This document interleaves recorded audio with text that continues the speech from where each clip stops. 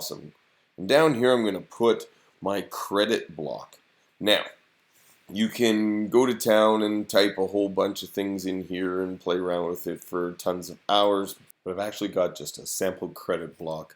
So what I'm going to do is go and toss that in. Oh, before I do that, actually, I should make a new layer. Here, let's quickly make a new layer there. Good. We'll go on back, go to the movie block.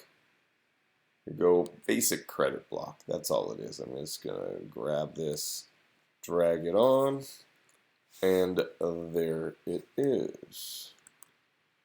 Making it large. Okay. And maybe move it up a little. Good. Dropped it in. Now, you'll notice that we have it's a black box around this kind of thing. So what we actually want to do is we want to screen that out. Screening means it's taking out the black. So our blend mode is going to be set to screen. Boom, there it is.